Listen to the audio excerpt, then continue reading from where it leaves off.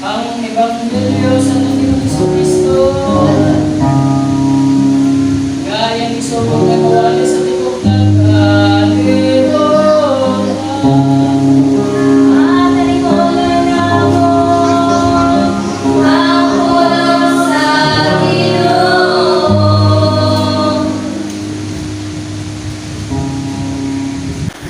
ang Ebanghelyo ng Kapagkanon. Pinutulog ng Isoon sa sulat ni Apostol sa Mateo, Kapitulo 20, sugod din sa versikulo 1, angkot sa versikulo 16. Na ang uluhan ay mga mamumuo sa bansa. Sa ngalan sa Ama, sa Anak, sa Espiritu Santo. Amen. Ito na yun, ang Ebanghelyo. Kahit ang ipalitan sa langit, sama sa usa ka pangulo sa Kalmalay, naglakaw sa iyo sa kabuntagon aron sa pagpangita mga mamumuo nga iyang kasugulan alang sa iyang parasan. Kung siya kasabot na siya kung ang mga mamumuo sa takdinaryo ang adlaw, iyang ipaadto sila sa iyang parasan. Kung sa naglakaw sila sa may kasiyang angkat na sa butat, iyang nakita sa tiyanggihan ang uban pang mga walay buhat. Kung siya ikaw tayo. Paglato sa kamo sa parasan, kung sumulan ang igo, busa na nga siya. Kung siya nilakaw sa may katulog ang angkat na sa kautuhon, kung sa ikatulog ang angkat na sa hapon, kung mausap ang iyang timo.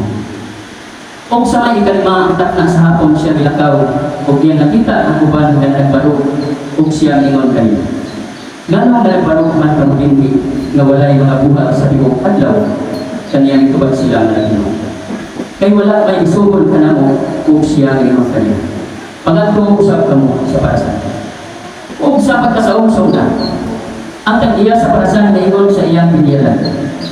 Tawag na ang mga mamumuo kung bayarin sila sa ilang mga sugod. Sugod sa mga nakulang tangka hangtod sa mga bukod. Kung sa pagdukol sa mga tangka sa may kalimaang takna sa hapon, ang matag sa kanila nakadawat kung usa kaninaryo. Kung sa pagdukol sa mga nanguna, nanagdahong sila nga makadawat kung labaw, apan ang matag sa kanila nakadawat kung usa kaninaryo lamang. Kung sa ilang pagdawat ay ini, sila na nagpagulpon, batok sa Pangulo sa Kalmalay. Nalagingon. Kining mga naulahi na kabuhat sunod lamang sa usa ka takna kung sila imong ipakitangay ka namo na mao'y miabaga sa kinabukatan sa buhat sa tibok adlaw o sa nag-alagiting nga kain. Apan nato sa usa kanilang tubag siya na iman. Hingala, wala ko ikaw lugi. Kay dili ba nagasabot man kita sa dagsa kaninaryo? Dawata ang imo o lumakaw ka. Akong pagbuot ng paghatagan kining naulahi sama sa akong paghatag kanina. Dili ba ay matarong kanako ang paggawi sa akong mga butang sumala sa akong gusto? O imo ba ay ako nga magbubutan tungod sa akong pagkamahinatag? Sa ino ni anak, ang mga naulahi mahina o ang mga nahina mahulani. Pili ang atong Ebanghelyo ang tulong sa atong Ginoong Hesus. Tawatan naman po sa Ginoo. Ano sa tanan, ang paglupo na ito sa paglalagod po sa Diyos ng Pagdagod. Pasalamat po ito po, kung iling agad pinakabas ko kapiskay, kung kamainiton sa mga pagdalimon. So, may nakatog na tulong sa iyang balay ng kanapuan. Kung kaninyong tanan maigsoon, mayong buntag atong tanan. Dalay ko ng Diyos sa mga pasalamaton ko ako muna sa tanan, labi na Diyos sa atuang sa presensya sa atuang General Secretary Monsignor Pedro Reyes Mons. Salamat sa inyong pagtambong misa karon o sa atuang Obispo ni Monsignor Pakipo o sa atuang pastor na ay nadawat ito yung pagpuntagon. Kung kaninyong tanan mga igsoon, mayong buntag uspon ko. Dalay ko ng Diyos yung pagpuntagon. Ang Ebanghelyo, naliin ang puluhan mga pamumuo sa parasan. nag-tukbil kini matungod sa mga trabahan ko ng Igsoon. Sa usa ka pangulo sa Panimalay, usa ka nag-iya sa gitawag natong parasan nga diin sayo sa punta siya lakaw aron sa pagpangita kung mga trabahan o mga mamumuo sa ihang parasan.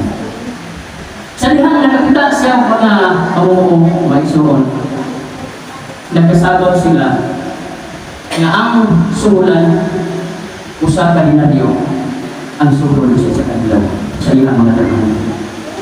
So may ilang kasabutan. Sama po sa atong panahon karon nga diin ang mga trabahante dunay isulod nga ang tawag nato og minimum rate no sa minimum rate sa mga trabahante sa mga adlaw no ang inadlaw. Pagkakaroon, ata sa din sa pagkakalisor sa akong sayran, ata sa 316, no? Kay sa kuwang sayran mga minimum. Sa unang panahon, ang minimum, usa ka dinaryo. Kining usa ka dinaryo nga Igsoon, ang bili nini, 40 centavos, no? 40 centavos. Nga kaniadto mao isumol sa mga adlaw ng pasabot nga mga ilahang minimo. Mo ilang kasabotan no nga diin nagsulod sila sa minimum ng siluhan sa mga adlaw. Sa iyo sa punta kaysa unang panahon ang pagtrabaho sa una pagsilang sa adlaw sugod na. Alas 6 na no sugod na trabaho ng mga trabahante. Pagkahuman ang tagdiya sa parasan niglakaw na usab siya sa may kasiyang ng takla sa buntag alas 9 no? Sa isigi o sa mga sulod sa tulog ka oras nakakita na usab siya ang mga trabahante sa tsandihan o siya ingon kanila pangadto usab kamo sa parasan kung subulan ko kamo dito.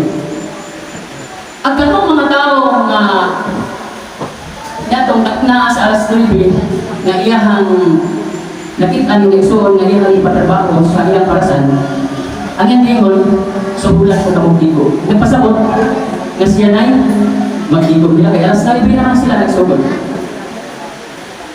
O siya milakaw na usap sa may ikantulog duha ang takna sa kalituhon. Sa alas 12, no? Ikaduhan ang mga trabahante alas 9 sa ikatulog, alas 12 sa kautuhon. O sa ikatulog ang takna sa hapon. O maong usap ang iyang limo. So orin na po, no? Pagkatungos mo para sa o sumulan ko kamo dito. So siya na mag-igog, no? O sa may ikalimang takna sa hapon, alas 5 na, no? Siya milakaw, kung iya nakita ang uban na nagbaro, o siya ingon kanina. Nganong na nagbaro, man kamo dinhi nga walay mga buka sa tibukan daw. O kanya nagtubag sila nga na ay wala na yung sugol ka na mo. O siya ingon, panganto sa kamo sa parasan. So di ba ito, kung saan itong oras alas 5 na.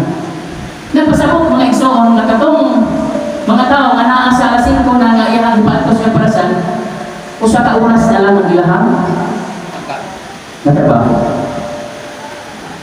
O sa pagkasaungsong na, ilong-ilong, no? Sa tuang sinunan. Pagkasaungsong na, ang tagiya sa parasan ingon sa iyang pilihan. Tawag na ang mga magmuo o bayan sila sa ilang mga sugod. Sugod sa mga nauling tangka, hangtod sa mga nahiyuna. So, disugod ang naulahin o tangka. Ipasabot, disugod ang alas 5 sa hapon. O sa pagdool sa mga bitangka sa may ikalimang takna sa hapon, ang matagpo sa kanila nakadawat kung usa kadilan. So ang mga naulahin, no, ikan sa alas 5, nangitangka, ihatagan siya o isa kadinaryo sa katiya sa parasan. Kung sa pagdool sa mga naghihuna, itong pinakauna din siya tangka, no? Alas 6 sa buntag sa iyo. Nadagahon sila na makadawat o labaw. Apan ang matagpo sa kanila nakadawat o sa kadinaryo lang. O sila sa ilang pagdawat ni ini, sila na nagpatutpot batok sa mga pangulo sa Panimalay. Na nag-ingon, Kining mga naulahi nakabuhat sunod lamang sa usa ka takna. Kung sila imong ipakit-alay ka namo nga maginabaga sa kinabugatan sa buhat sa tibok adlaw kung sila nagmiting nga kanya. Ireklamo sila ng igsuon kaya naman nagdahong sila o mahatagan sila og labaw pa sa naulahing tangka. Kaya lasing ko nagot sila, isa ka oras na lang ang ilahang natapabuan. Sila nagsugod sa alas 6 hangtod sa alas 6, nagdahong sila o dako-dako kini atuma. Karon kay pariha lang sila nadawat. Nagreklamo sila, no? Kaya sila may ang tawhanon manggod nato ang igsuon. Muna giingon diha sa Ginoong Kristo nga ang giharian sa langit sama sa usa ka tawo manmanay. Ang Dios sama ni adto sa katawo nga igsuon. Nga diin nagsugod sa mga tao sa pagpabalaga. Ang nagtamo bumigat kay ang tawhanon mo nagpalabi, no? Ang tawhanon mo ay nagpasulabi ng igsuon sama sa nagtabo sa unang itagka sa nagtrabaho sa parasan na reklamo. Ni ana usab abot ang panahon na dinaay ang reklamo. Kaya nasulat sa kasulatan na mo reklamo gyud ng mga tao na maoy natulong niini nga pulong. Maoy katumanan niini ebanghelyo ng Igsoon. Mingingon ang Ginoo. Apan dagto sa kanila sila tubag nga nagingon, higala wala kay kalubigi kay dili ba nagkasabot man kita sa tagsa kaninaryo. So may sabot nila. Nga isa kaninaryo nga nagsunod sila sa minimum. Karon nagulikan kay nakita pati nang naguma. Kunya katong nagtrabaho lang usa ka oras, usa ka dinaryo ang nadawat. Kunya kami nga maoy abagkapit sa kinabugatan, trabaho sulod sa adlaw, maoy sa ubang sa tumang kainit, usa ka dinaryo rin nato. Apan ang mga igsuon, nagkasabot man sila. So, imo nanak, no? Muna yung ingon gawata, ang imo o lumakaw ka. Akong pag-uot na paghatagan kanina ulahin, sama sa akong paghatag mo. Dili pa rin matarang ka na ako ang paggawin sa akong mga butang, suwala sa akong gusto. Kung imo pa rin akong pag-uputan tungkol sa akong pagkamang ako. Ang sintro ng igsoon na sa katapusan, ang versikulo 16. Nga ingon sa Ginoo. Sa ingon ni Ana, ang mga naulahin, mayuna.